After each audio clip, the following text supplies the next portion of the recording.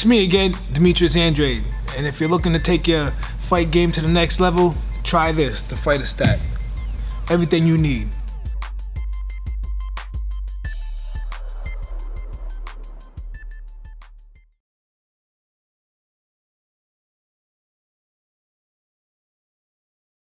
We're here with one of the best coaches in the boxing atmosphere, Derrick James, the 2017 Trainer of the Year by Ring Magazine, also by Yahoo Sports. Derrick, first of all, thank you for the time. I know this is Saturday morning, you could have been with your family, but I do appreciate you for just taking the time to chat with us. And I want to just jump into it. Obviously, these past few months, it's been about 3 months now. The pandemic has caused a big change all around the world. Wanted to ask you, what did you do during your downtime in the pandemic? Because obviously you couldn't do much and go out. Right. Well, I did a lot of working out at home, a lot of running, just trying to stay in shape, stay fit. And at the same time, I did a lot of community work. I took part in some things in DeSoto. I took part in some things in Dallas, some schools in Dallas, helped feeding kids, and DeSoto giving water, and Dallas feeding kids, and doing things for the Oakland Boys and Girls Club as board director. So I did a lot of charity work. I did a lot of giving back. So how did that come about? You're just sitting on the couch, obviously not doing nothing that much. We couldn't do much.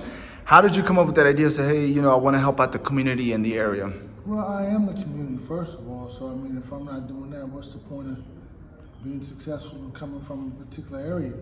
But I got with the guy, my guy from water company, which we are taking part in that ownership, and got with him. He was like, let's do some stuff. We want to give some things back. He named charities and things or whatever.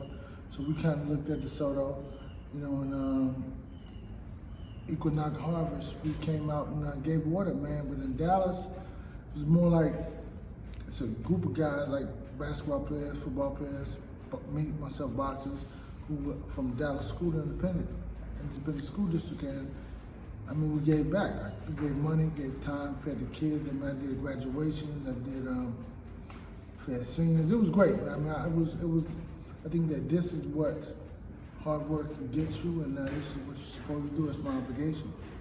And I've always have seen that about you, Derrick, and I've always told you, and I tell you this on the side, and personally I always applaud that from you, that I always see you giving back to the community no matter any circumstance. And also, how did you keep your fighters, Errol, Charlo, how did you keep them motivated during this downtime, and what did you tell them also?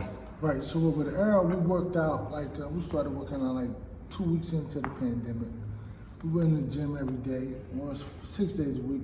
And with Jamel, what I did was, because he's in Houston, every day I worked out, every morning I worked out, I sent him a video. So we video chatted, I sent him a video of me working, video of me grinding. So he can say, if I'm doing it, you should be doing it. So he's doing it, he's sending video, he's posting video. So, and that's just what I did. Because he was so far away, I did that. But with Errol, we worked out, he got his weight down, Jamel has his weight down, he's in shape. So everything's good. So you're telling me, Errol is almost in his walking normal weight, right now? Right, yeah, he's down to fight weight, man. He's looking really good. Not to fight weight, but training camp, not too much over the weight division. So it's pretty good, man. I'm happy.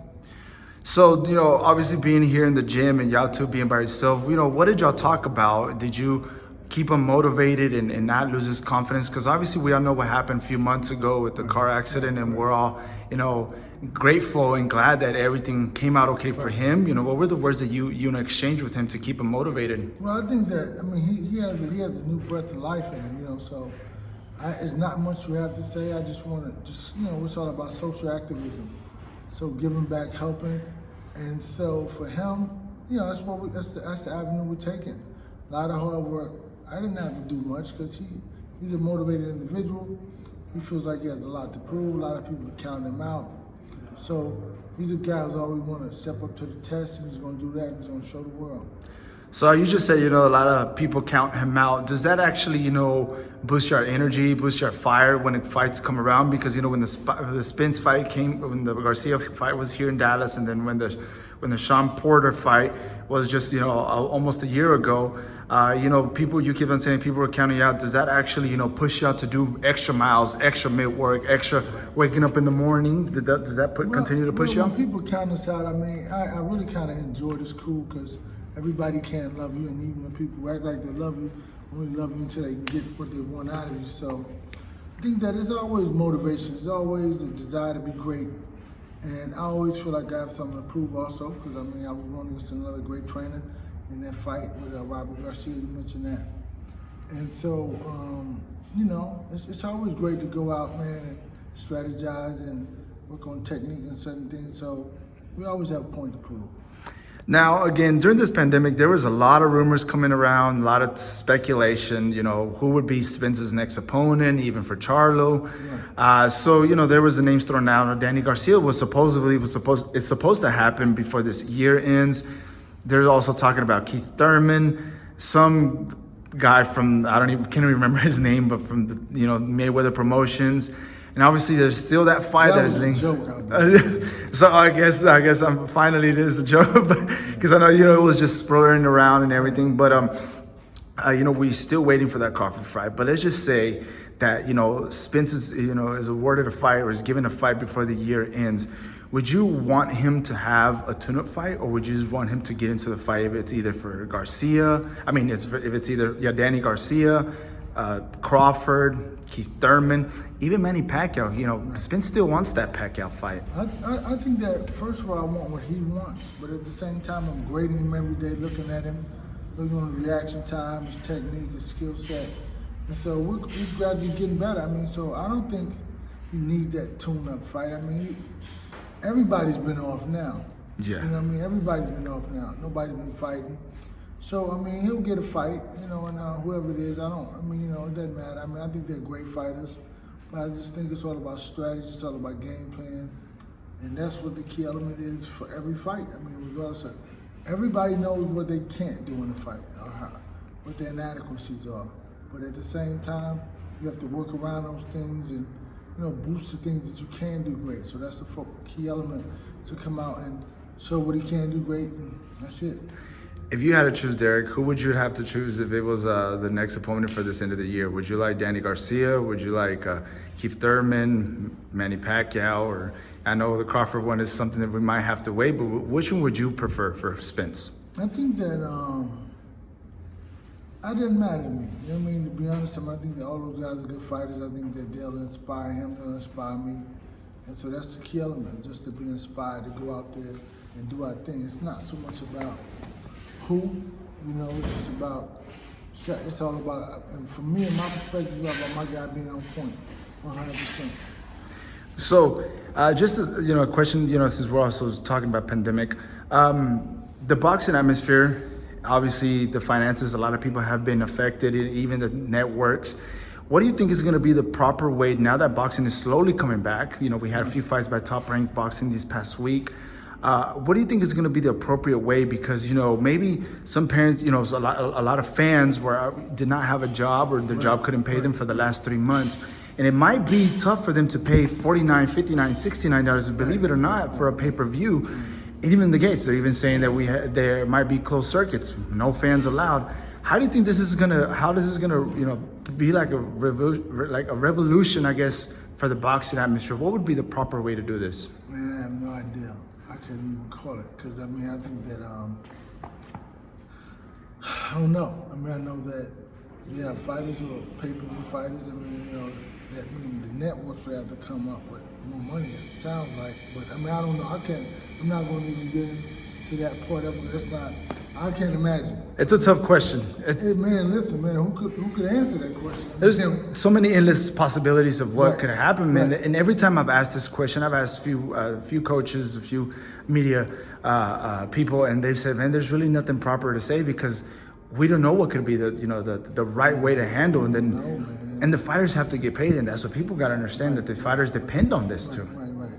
So it's like, we are entertainment, but at the same time, it's like, it's high level entertainment. I mean, I don't know. I don't even want to, you know, I don't want to put myself out there like I have no idea.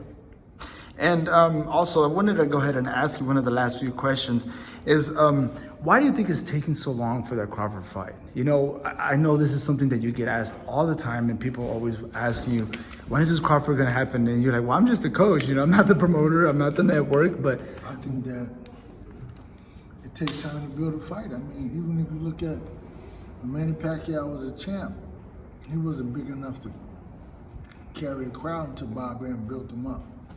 Floyd Mayweather was a champ, but he wasn't as great as a guy until he had to fight De La Hoya and build his profile up. He was champ, but the money wasn't coming in like that. When he was De La Hoya, he started building.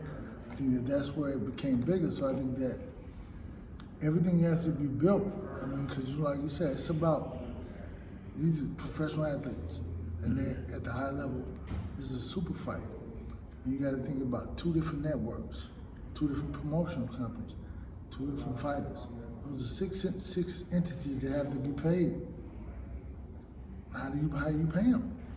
The fight has to be built. Because you think about it, say Errol and Crawford gets paid. Okay, but what about the 2 networks and the 2 promoters?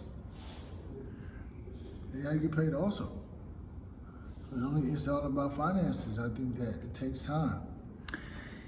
Could this fight happen in maybe next year, latest, and maybe in 2022? Maybe we can push that, because Spence and Crawford right now is still in the prime time, and Right. you know, and we want to see that. I'm sure you still want to see it, and I'm sure as a trainer you still want to go fight the best and be placed as one of the best trainers there with fights like this. Would you think that could happen in maybe in a year or 2 years? It could possibly happen. I mean, I can't. I'm not gonna project, but it can happen. I would hope so. And at the same time, like I said, it's about hey man, everything is about the finance, about the money. The pandemic put a hold on everything, so I think that networks lost. Everybody lost money. I think it's time to build to get to a certain point before you can do that. I think that's what the fight is. I mean, you can't just jump out there and just throw it out there. Not making money. No. Yeah, and people like us that are in the boxing game, study it a lot, understand that the promotions, the money side is what keeps it going. Right. And it's not just they can always say they want to fight, but Right. the business side is always what keeps it running, right? Right. Listen, you can't. Promoters don't promote fights not to make money. I mean, television networks don't promote fights not to make money. I mean, boxers don't fight not to make money. I mean, so I think that's just like everybody else, pro football, basketball, everything. I mean, so I think that it's just going to take some time, man. I mean, I don't know. And lastly, so you have Errol Spence, you have Maurice Hooker, and now you have the young prospect, or the 2019 prospect, Virgil Ortiz, who are all from the Dallas area that are, placing Dallas on a top pedestal here in the area. How do you feel about all these Dallas fighters that are, putting the city of Dallas in a big name? How do you feel about I that? think that it's amazing because think about it's all about timing. I mean, this is the right time for those guys. Because when you think about it, they've been having good fighters throughout Dallas history. But 2 world champs before that, Quincy Taylor, Curtis Coates, that's it. Mm-hmm. So now you look at how it looks now. You have 3 guys. Maurice Hooker was a champ. And you have Virgil Ortiz, who is not a champ, but is a top-tier fighter. I think it's cool. It's great. Well, Derrick, I do appreciate your time, and this is the 2017 Trainer of the Year, Derrick James, and hopefully we get to see you back, in the ringside with Errol Spence, and we're all waiting, excited to see what Spence could, bring back to the boxing ring, and we do appreciate your time, and I hope you have a good rest of your day. Thank you. Yo, you. Thank you so much for watching this video, and make sure to subscribe for more videos of your favorite fighters over here on Fight Up TV, and give us a follow online as well at Fight Up TV on Twitter and on Instagram. We appreciate it, guys.